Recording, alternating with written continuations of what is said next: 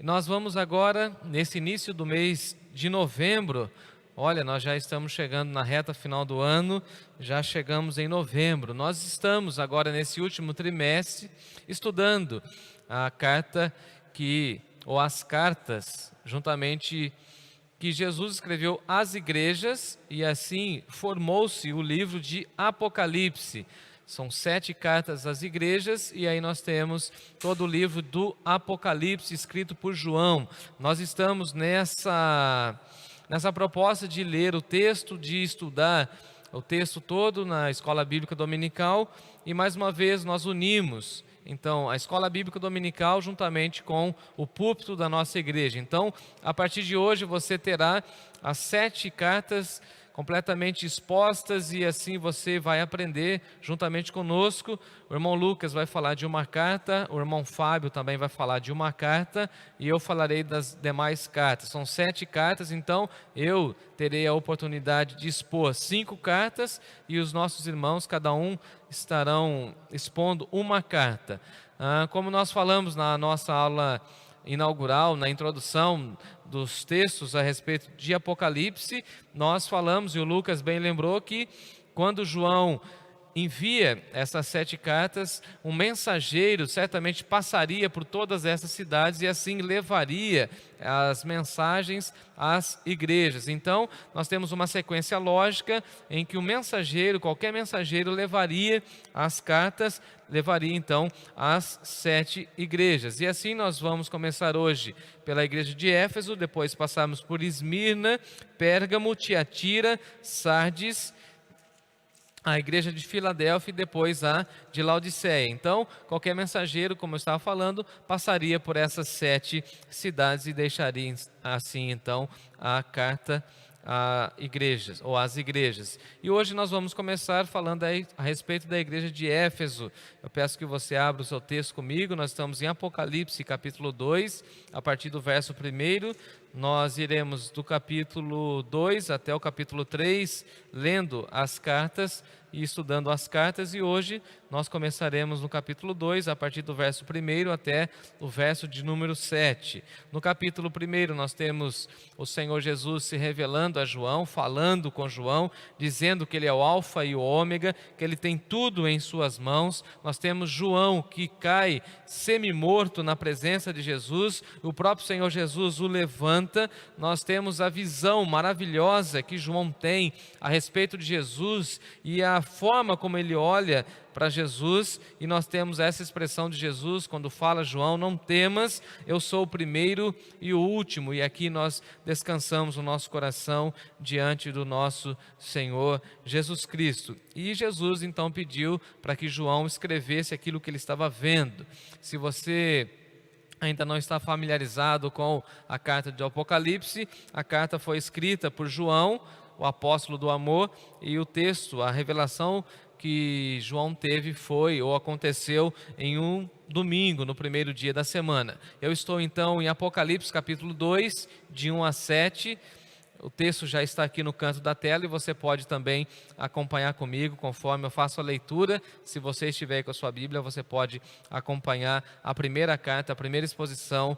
Nós estamos então na igreja de Éfeso. Diz assim o texto: ao anjo da igreja em Éfeso escreve: essas coisas diz aquele que conserva na mão direita as 7 estrelas e que anda no meio dos 7 candeeiros de ouro. Conheço as tuas obras, tanto o teu labor como a tua perseverança, e que não podes suportar homens maus, e que puseste à prova aqueles que a si mesmos se declaram apóstolos e não são, e os achastes mentirosos, e tens perseverança e suportaste provas por causa do meu nome, e não te deixastes esmorecer. Tenho, porém, contra ti que abandonastes o teu primeiro amor. Lembra-te, pois, de onde caíste, arrepende-te, volta à prática das primeiras obras, e se não, eu venho a ti e removerei do seu lugar o teu candeeiro, caso não te arrependas. Tens, contudo, a teu favor que odeias as obras dos nicolaítas, as quais eu também odeio. Quem tem ouvidos, ouça o que o Espírito diz às igrejas. Ao vencedor dar-lhe-eis que se alimente da árvore da vida que se encontra no paraíso de Deus. Ore comigo mais uma vez. Senhor nosso Deus, nosso Pai, pedimos a orientação e a iluminação do Teu Espírito para que possamos compreender esse texto. Obrigado, Senhor, pela revelação do Senhor Jesus, o Teu Filho, a João, e a forma como João escreveu, para que nós pudéssemos nos alimentar e nos apropriar desse texto e aprender com esse texto depois de mais de 2000 anos da existência dessa igreja e da escrita de João a respeito do Apocalipse. A nossa oração é que o Senhor fale ao nosso coração e queremos aprender lições preciosas com essa experiência de Jesus ao se relacionar com a igreja de Éfeso. Em nome de Cristo nós oramos agradecidos. Amém. Amém. Agora nós vamos então expor essa carta e depois teremos um momento em que nós falaremos das outras cartas. Como nós falamos na Escola Bíblica Dominical, nós temos aqui um contexto cultural, eu vou explicar o contexto, depois nós temos a identificação, como Jesus se identifica, como ele fala com a igreja, depois sempre o elogio e louvor àquela igreja, depois uma crítica ou uma repreensão, um alerta à igreja e depois uma promessa do Senhor Jesus. Então, nas 7 cartas nós teremos essa mesma dinâmica, conforme os pregadores forem sendo alternados aqui, nós teremos a mesma ideia, porque basicamente é essa forma que nós temos de compreensão do texto bíblico. Nós temos o contexto cultural, social de cada carta, de cada igreja, de cada cidade. Depois nós temos a identificação, como Jesus se identifica com a igreja, como ele se comunica à igreja, a identidade dele, a forma como ele se relaciona com a igreja, o elogio, o louvor, a repreensão. Sempre Jesus faz uma repreensão, temos apenas uma carta que ele não faz nenhuma repreensão, mas nós chegaremos lá e você poderá acompanhar conosco, e também a promessa. Todas as igrejas recebem uma promessa ao vencedor, e nós temos essa frase que sempre se encontra no final: quem tem ouvidos para ouvir, ouça o que o Espírito diz às igrejas. Se você ainda não compreendeu, o Apocalipse trabalha mostrando para nós também a Trindade. Sempre é o Espírito que fala através da comunicação, da condução de Jesus, sob a supervisão do Deus Pai, mas a Trindade é assunto para a gente conversar um outro momento, não é verdade? Então, Éfeso era uma cidade grande, rica, muito famosa, que proporcionava simplesmente uma sociedade completamente dividida. Nós tínhamos ali naquela cidade pessoas abastadas, com muitos recursos, mas ao mesmo tempo, em detrimento, nós tínhamos uma população muito carente. Era uma cidade portuária, era uma cidade completamente corrompida pelo pecado. Por conta de ser uma cidade portuária, ela trazia ali para si muitas pessoas de outras culturas, de outras camadas sociais, e aqui nós temos esse tecido social completamente manchado pelo pecado. Nós tínhamos ali pessoas com muita riqueza, com muita pompa, e nós também sabemos que nós tínhamos ali muita pobreza. O extremo da cidade era muita pobreza, o outro extremo era muita riqueza. Isso fazia com que a cidade tivesse essa dificuldade social. Nós sabemos também que Éfeso era a capital da província naquele momento, naquele contexto histórico, e assim tinha uma grande influência em toda a questão do império naquele momento e naquela região. Nós conhecemos e também sabemos dessa pluralidade das camadas sociais, pobres e ricos convivendo em um mesmo espaço, letrados e analfabetos também disputando a mesma cidade, e assim também nós tínhamos essa mesma realidade dentro da igreja. Nós tínhamos ali naquele contexto histórico o centro do culto pagão, a deusa Diana, que estava estabelecido na cidade de Éfeso. Nós temos esse relato inclusive no livro do Atos dos Apóstolos, nós temos essa referência, e na época esse templo, esse culto pagão à deusa Diana, todo o seu templo, tudo aquilo que estava ao redor, porque havia procissões e muito turismo religioso pessoas que iam até a cidade de Éfeso para cultuar a deusa Diana, e era então conhecida como uma das 7 maravilhas da época, do seu tempo. Então nós temos a noção de que era uma cidade completamente influente, uma cidade comercial, uma cidade cultural, que tinha esse caldo cultural muito bem estabelecido. Nós temos aqui na cidade de Éfeso uma rota comercial, nós temos uma rota cultural e também nós temos uma rota religiosa. Caravanas e caravanas de pessoas iam até a cidade de Éfeso. Nós temos uma riqueza cultural muito grande, uma influência cultural muito extensa, e também nós temos essa proposta cultural e comercial por ser uma cidade portuária. E assim Jesus olha para aquela igreja e ele escreve ao anjo da igreja, como está descrito no verso 1. Ao anjo da igreja em Éfeso escreve: essas coisas diz aquele que conserva na mão direita as 7 estrelas. E aqui nós temos essa expressão de como Jesus se identifica ao anjo da igreja, ao pastor, o líder da igreja, e Deus se revela falando que ele sabe tudo a respeito da igreja. Então Jesus é aquele que tem as 7 estrelas nas suas mãos, ou seja, Jesus tem as suas igrejas espalhadas pelo mundo e ele as tem em suas mãos. Isso traz muita paz ao nosso coração, saber que as igrejas de Jesus estão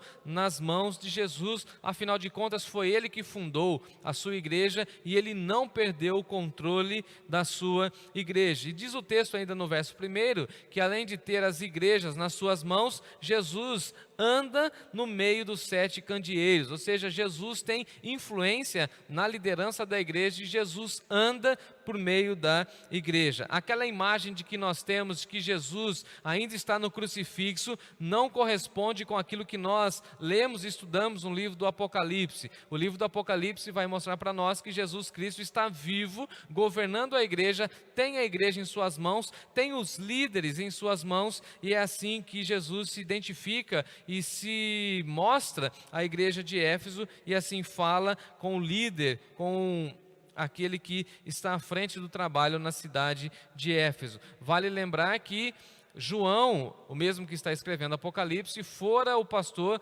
da igreja de Éfeso. Essa igreja foi plantada pelo apóstolo Paulo, só para você ter uma noção. Depois Timóteo foi um dos pastores dessa igreja, e depois ela teve nada mais, nada menos do que o apóstolo João. Ou seja, teve no mínimo, 3 bons pastores, e assim Jesus se dirige a essa igreja falando que a tem em suas mãos. No versículo 2, nós vamos passar a essa parte do elogio e do louvor, porque o texto vai falar o seguinte, versículo 2: conheço as tuas obras, e aqui Jesus se revela à igreja, falando que ele conhece as obras da igreja, que ele conhece o labor da igreja. E é claro que o louvor e o elogio vem primeiro, e depois de elogiar, depois de falar das qualidades, vem a correção e a exortação. E isso também acontece aqui nesse texto, porque na realidade nós temos a igreja de Éfeso, que recebe vários elogios, e aqui depois de receber esses vários elogios, ela também recebe uma repreensão. Então a igreja em Éfeso tinha várias razões para receber elogios da parte de Deus. Era uma igreja fiel. Em primeiro lugar, ela era uma igreja fiel no seu cotidiano, na sua prática vivencial, ou seja, na sua rotina. Acompanhe comigo o verso 1. Conheço as tuas obras, tanto o teu labor com a tua perseverança, e que não pode suportar homens maus. Então o texto falando que Deus reconhece, Jesus olha para aquela igreja e reconhece as suas obras. Que maravilha pensarmos que Jesus conhece as obras da nossa igreja, Jesus sabe do nosso trabalho, e o texto vai falar para nós que Jesus conhecia a paciência e a perseverança daqueles nossos amados irmãos. E a expressão obras aqui revela para nós os bons serviços realizados pela igreja. Então Jesus se revela à igreja dizendo que ele conhece os bons serviços, os bons trabalhos realizados por essa igreja. Então revela que era uma igreja ativa, agressiva na sua maneira de cumprir o reino de Deus, uma igreja operosa, não era uma igreja apática, muito pelo contrário, era uma igreja de muitas obras. E a expressão trabalho aqui é muito mais do que obras. A expressão trabalho aqui se refere ao trabalho árduo, aquele trabalho que tem um envolvimento de todo o esforço, é um esforço que esgota todas as energias. Então Jesus está elogiando a igreja, falando que aqueles irmãos trabalhavam e trabalhavam muito, era um trabalho que era produzido com muito esforço, com muito suor, com muita dedicação, à custa de muito sofrimento, e assim o Senhor Jesus diz que essa igreja merecia receber esse elogio, porque essa igreja era uma igreja fiel, essa igreja nesse exato momento tinha um trabalho, tinha um engajamento muito importante da sua membresia, e toda a membresia estava engajada nesse trabalho à custa de muitos sofrimentos. Então é uma igreja completamente elogiada nesse primeiro momento. Então todos trabalhavam com angústias, com sofrimentos, com lutas, com labores, mas faziam a obra de Deus. E aí vem Jesus e diz o seguinte: eu conheço as tuas obras, eu conheço o teu trabalho. Então eu conheço a tua atuação, eu conheço o teu trabalho, a tua dinâmica, o teu engajamento no reino de Deus, mas eu também conheço as obras, ou seja, o resultado desse trabalho. Então Jesus é aquele que conhece a nossa motivação no trabalho da igreja, no trabalho do reino de Deus, mas que Jesus também conhece os frutos desse nosso trabalho, e isso é profundo demais. A expressão paciência, em algumas outras versões perseverança, vai revelar para nós essa atitude de continuidade da fé. Então não era uma igreja que começou fazendo bom trabalho, mas simplesmente ela começou e continuava fazendo esse bom trabalho, por isso ela recebe esse elogio, que ela tinha perseverança, e nós também, como igreja local, queremos receber esse elogio do Senhor Jesus, que o Senhor Jesus olhe para nós, ao contemplar a nossa história de 11 anos de igreja, e fale que nós somos uma igreja que tem perseverança, ou seja, uma igreja que continua com muita fé. Não revela a passividade da igreja, mas revela a proatividade da igreja, mostra essa continuidade de pensamento, de segurança naquilo que se espera. Então, paciência aqui, literalmente, é persistir sob perseguição, e nós sabemos o contexto que a igreja de Éfeso passava, que afinal de contas um dos seus líderes, João, havia sido preso por conta da sua fidelidade. Então quer dizer para nós que essa igreja aguentava uma carga pesada, e por isso Jesus vai elogiando essa igreja. Então as três expressões revelam para nós a impressão de que a igreja era uma igreja muito forte, era uma igreja extremamente fiel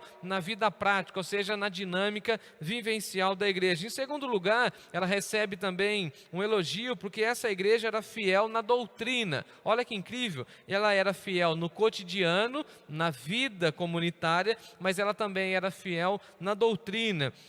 O texto vai dizer para nós que a igreja não podia sofrer com os maus. Se você acompanhar comigo no verso de número 2, diz assim o texto: eu conheço as tuas obras, tanto o teu labor como a tua perseverança, e que não podes suportar homens maus, e que puseste à prova aqueles que a si mesmos se declaram apóstolos e não são, e os achastes mentirosos. Então essas frases demonstram para nós que os gnósticos tinham alcançado o êxito entre alguns irmãos da igreja. Então os ensinos completamente pervertidos estavam adentrando a igreja, mas a igreja recebe o elogio de que essa igreja estava suportando os maus. Ela não podia suportar os maus, não podia suportar o discurso dos maus. E aqui basicamente nós temos uma atualização da igreja, porque parece-me que aquilo que aconteceu com a igreja de Éfeso também acontece com as nossas igrejas. Hoje, século 21, as nossas igrejas, e particularmente a nossa igreja, a Igreja Batista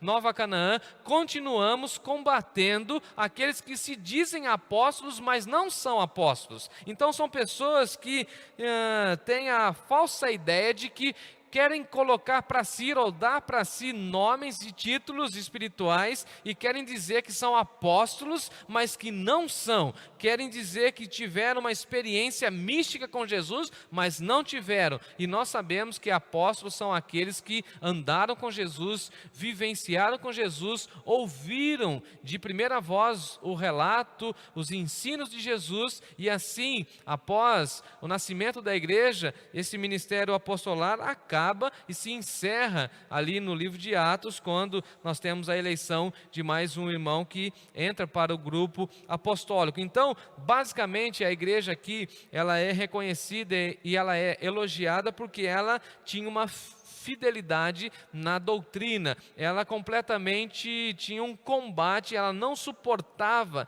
esses homens maus e ela colocou inclusive à prova. Eu não sei, o texto não fala, o texto não mostra para nós como eles colocaram à prova, mas eu fico imaginando que prova foi essa, colocando esses ditos, entre aspas, apóstolos, e aí eles fazendo perguntas. Eu, particularmente, se estivesse lá, eu falaria assim para eles: você acha que você é apóstolo? E aí o candidato estaria lá: sim, sim, eu sou apóstolo de Jesus Cristo. Então você viu Jesus transfigurado?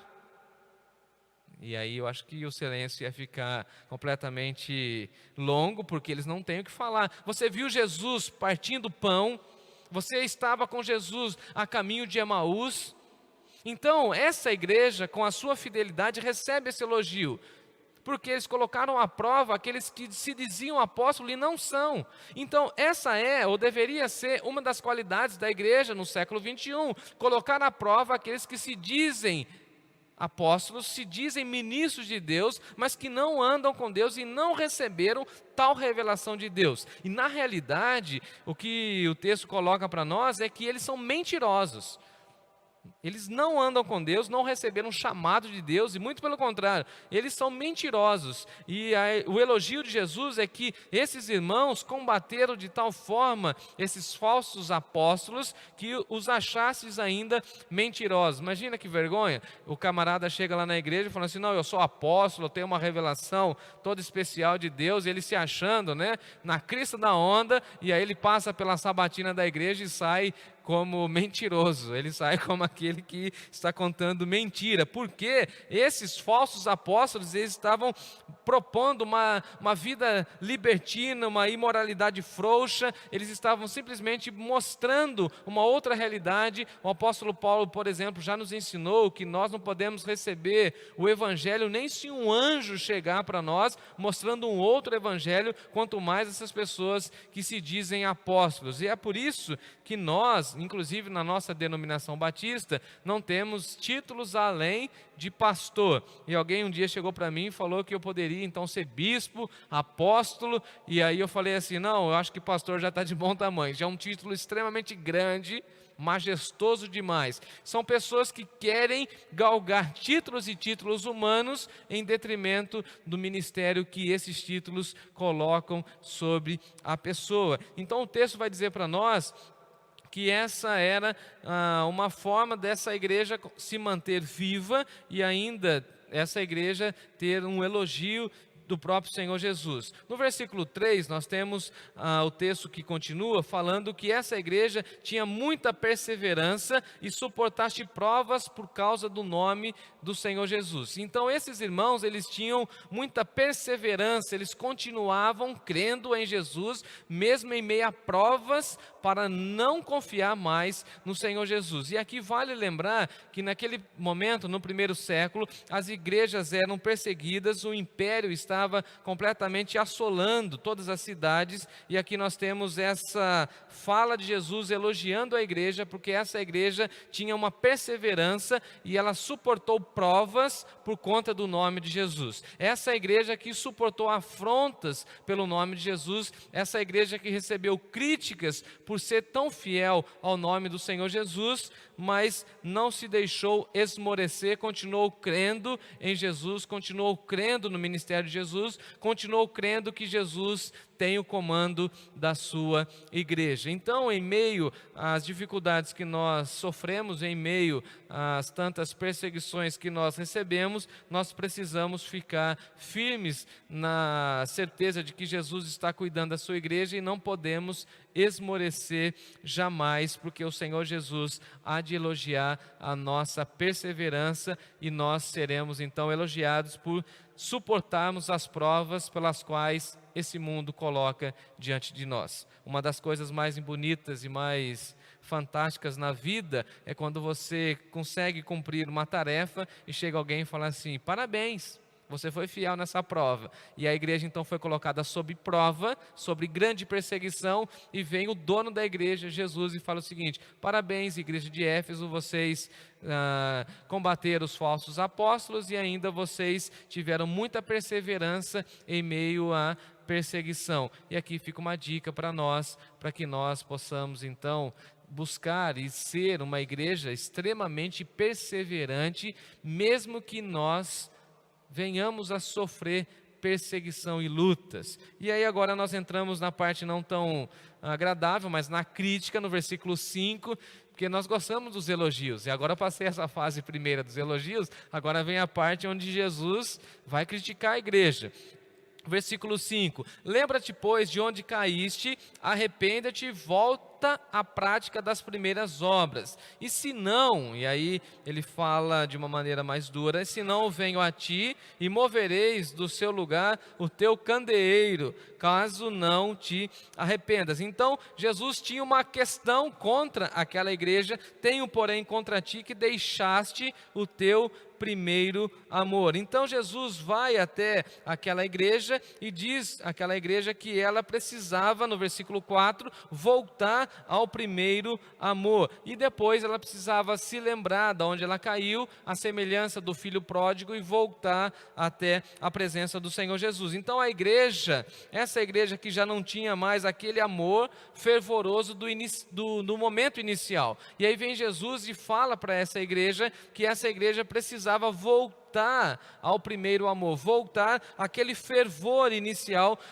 voltar ao foco inicial, voltar a fazer tudo para a glória de Deus, voltar a ter as práticas, os eventos, os cultos com muita devoção, com muita piedade. Então as primeiras experiências daquela igreja demonstravam muito calor humano, demonstrava muita paixão, demonstrava amor intenso, devoção a Deus, e agora eles tinham muitas programações, muitas atividades, mas eles não amavam como deveriam, e por isso o apóstolo João registra para nós a fala de Jesus: eu tenho, porém, contra ti que abandonaste o primeiro amor, que vocês não têm mais essa devoção em tudo aquilo que fazem, vocês colocaram muitas atividades e já não têm tanta devoção, tanta piedade, e quando o amor a Deus deixa de ser a nossa motivação primeira em um culto, por exemplo, perde-se tudo, e perde-se inclusive o foco do culto, o alvo do culto. Então aqueles irmãos estão recebendo essa crítica, e nós também precisamos pensar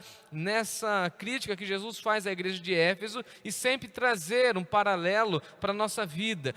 Jesus olhando para a nossa igreja, por exemplo, para a Igreja Batista Nova Canaã, será que Ele não fala isso para nós também? Tenho, porém, contra ti que abandonaste o teu primeiro amor. Será que nós mantemos aquela devoção particular? Será que nós mantemos aquele fervor espiritual? Será que nós mantemos aquele entusiasmo desde o início da nossa igreja? Então sempre nós precisamos e podemos voltar no início da nossa caminhada como igreja, do nosso tempo, inclusive como missão, e depois da organização, da nossa dependência, do nosso amor, em primeiro lugar, a Deus e a sua palavra, e voltar sempre às primeiras obras, voltar sempre ao primeiro amor, voltar sempre àquela devoção primeira, porque nós sabemos que o amor é que move a igreja. Nós somos conhecidos como aqueles que amam a Jesus, servem a Jesus e fazem tudo para Jesus a partir do referencial do amor.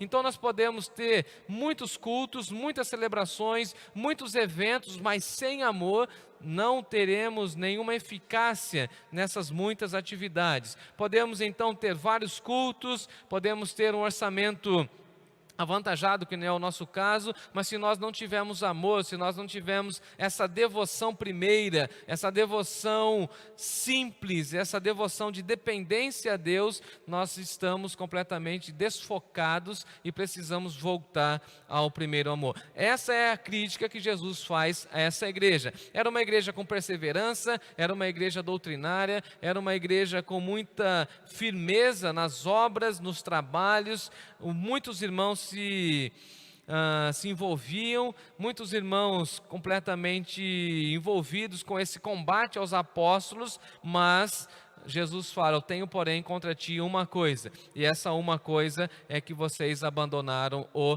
primeiro amor. Vocês estão fazendo de uma maneira rotineira, vocês estão fazendo de uma maneira automática, vocês ligaram o piloto automático, e agora eu quero que vocês voltem e se arrependam e busquem a Deus em primeiro lugar, com devoção, com amor, e façam tudo com amor. Lembra-te, pois, da onde caíste. Então agora nós temos um conselho, ou os conselhos, e uma orientação de Jesus. Então a recomendação de Jesus, eu separei aqui nos 3 verbos centrais: lembrar, arrepender e voltar. Então era preciso um caminho, ou fazer um caminho de retorno, um caminho de restauração, um caminho de reparação de tudo aquilo que eles receberam como crítica. Então, em primeiro lugar, era preciso lembrar da alegria e do entusiasmo de servir a Deus, lembrar da alegria, do entusiasmo de servir a Deus e de se colocar à disposição do reino de Deus, de colocar os dons e talentos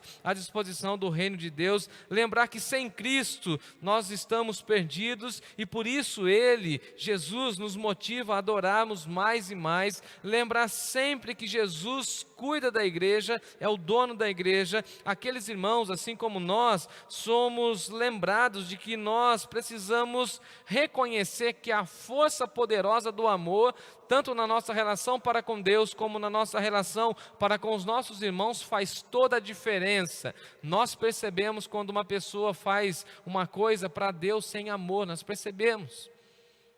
Fica patente, fica visível. Quando uma pessoa canta, e ela não canta com a alma, ela não canta com amor a Deus, ela não canta com devoção, nós percebemos quando uma pessoa prega, leciona, dá aula, faz alguma exposição bíblica, sem devoção, sem paixão. Então nós precisamos lembrar dessa poderosa força do amor que move a igreja, que conduz a igreja. Precisamos lembrar que a força que o trabalho tem, atrelado ao amor, atrelado às obras e atrelado à paciência, juntos, todos esses elementos levam e conduzem a igreja. Então, essa igreja, em primeiro lugar, ela precisava lembrar de como era viver na dependência de Deus, lembrar de como era bom, prazeroso ter comunhão com Deus, depender de Deus. Em segundo lugar, ela precisava se arrepender. Se em primeiro lugar ela precisava lembrar, agora ela precisava se arrepender. Arrepender do serviço feito sem amor. E aqui eu gostaria de fazer uma reflexão com vocês. Quantas vezes nós fazemos algumas coisas para a obra de Deus, mas fazemos sem amor, fazemos a partir das nossas qualidades, a partir da nossa instrumentalidade, da nossa própria capacidade. E aqui o texto vai falar para nós que nós precisamos nos arrepender. Nos arrepender de quantas vezes fizemos tudo no automático, fizemos porque sempre fizeram assim, arrepender das atividades e programações sem a motivação correta, ou seja, sem a exaltação do Senhor Jesus. Precisamos de arrependimento para que tenhamos o entendimento de que tudo deve ser feito por Deus, para Deus e para a glória de Deus. Então também o arrependimento, e temos que nos arrepender de parar de crescer na fé. Aqueles irmãos pararam de crescer na fé, e nós precisamos nos arrepender de estacionar a nossa vida e não querer crescer mais, porque a fé sempre deveria estar em uma crescente em nossa vida. Mas infelizmente alguns irmãos, e essa era a realidade da igreja de Éfeso, alguns irmãos puxaram o freio de mão e não queriam crescer mais, e aí vem Jesus e fala o seguinte: olha, vocês abandonaram o primeiro amor, então eu quero que vocês se lembrem de como era, e agora eu quero que vocês se arrependam, eu quero que vocês voltem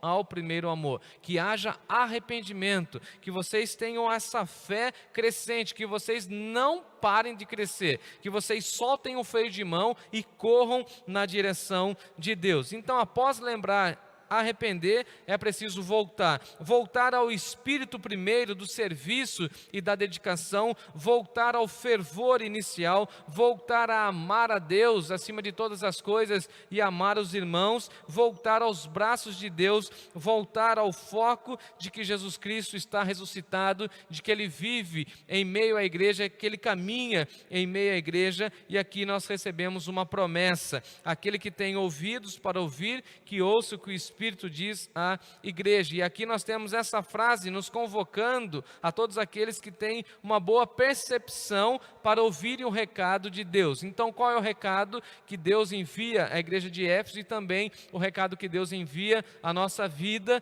que nós não podemos entrar no automático de que nós precisamos sempre voltar ao primeiro amor, voltar às primeiras obras, voltar à nossa devoção primeira, voltar ao foco de que Jesus Cristo é o centro da nossa vida, é o centro da igreja e que nós só faremos obras para Deus, com devoção a Deus e com muito amor dentro do nosso coração. Então essa frase denota para nós que o próprio Deus tem um recado para a igreja. Quem tem ouvidos que ouça aquilo que o Espírito está falando à igreja. Então, o Deus eterno é quem está falando. E agora, para encerrar, eu preciso ver com vocês aqui qual é a promessa. Me acompanhem no versículo 7. Quem tem ouvidos, ouça o que o Espírito diz às igrejas. Ao vencedor. Por que vencedor? Porque a igreja está sendo colocada à prova. E o vencedor é aquele que passa e suporta as provas. Então, o vencedor é aquele que consegue suplantar as provas com fidelidade a Deus. Então, ao vencedor, dar-lhe-ei que se alimente da árvore da vida que se encontra no paraíso com Deus. É lindo ver que Deus sempre dá uma promessa, Deus sempre deixa uma promessa bem estabelecida para nós. Então, ser vencedor significa sair vitorioso em meio às circunstâncias. Então, quem estiver vivendo uma vida cristã correta, receberá a promessa de Deus. Então, os fiéis receberão os frutos do jardim de Deus como herança. E caminho para o final, para encerrar, enquanto meus músicos vão se preparando. Graças a Deus, nós estaremos com Ele, nós comeremos os frutos da árvore da vida. Nós seremos alimentados por Deus, nós seremos alimentados da árvore da vida, e essa árvore da vida se encontra no paraíso de Deus. Olha que promessa maravilhosa. Aqueles que vencerem, aos vencedores, eu darei essa oportunidade, esse privilégio. Qual o privilégio? De se alimentarem da árvore da vida. O próprio Deus alimentará a nossa existência. O próprio Deus cuidará de nós. E nós seremos alimentados por Deus com esse alimento, sabe aonde? No paraíso de Deus. Se lá no primeiro jardim o homem desobedeceu e foi expulso do jardim, expulso do paraíso, a promessa que nós temos agora no Apocalipse é que se nós estivermos do lado dos vencedores, eu quero crer que você está do lado dos vencedores, daqueles que confessam Jesus, nós estaremos com Ele, nos alimentaremos da glória dEle e nos alimentaremos da árvore da vida. Por isso nós iremos cantar agora, eu quero voltar ao início de tudo. E nós vamos cantar que nós vamos voltar ao início, voltar ao primeiro amor.